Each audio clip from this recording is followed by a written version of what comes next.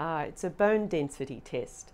And on World Osteoporosis Day, osteoporosis is about brittle bones, and the bones aren't strong enough, and the problem is they break.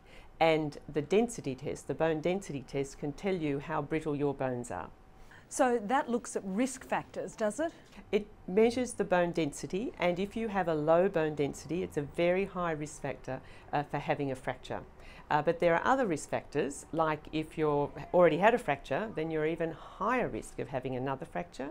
If some of your family, your mother, your grandmother, if they've had a hip fracture, so they're the risk factors. If you yourself have other diseases like rheumatoid arthritis or overactive thyroid or parathyroid, you might have osteoporosis. So they're the other risk factors that are important to look for.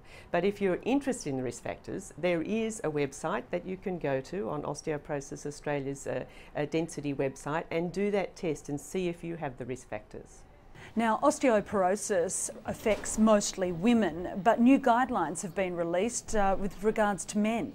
That's correct, and I think certainly it affects more women than men, but men certainly get osteoporosis. They have the same risk factors, and they should, if they have those risk factors, particularly if they've had a fracture, check their own bone density, because the same problems apply to men. At least 40% of the fractures in Australia are from men. If I am identified as having osteoporosis or at risk, what's the treatment? There are important things that you can do. You need adequate calcium in your diet, you need adequate nutrition, you need you need adequate vitamin D, exposure to sunlight or supplements if it's low.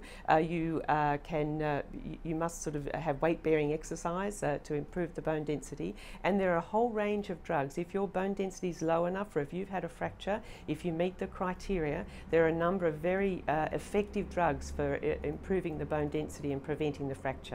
Not everyone needs those drugs, and if you get it early enough, you may be able to improve your bone density without that. We know that 1.2 million Australians have osteoporosis and a further 5.4 million have low bone density, but you're saying there's many more going undiagnosed. That's right. Osteoporosis is a silent disease, and in some people it's a silent killer, because if you do get a fracture, as an older person with a fracture, you're at much higher risk of dying from that fracture. So it's a silent disease until you have the fracture. So there are millions of people out there who don't realise they have low bone density and that they could do something about it. So the message on World Osteoporosis Day is really get checked.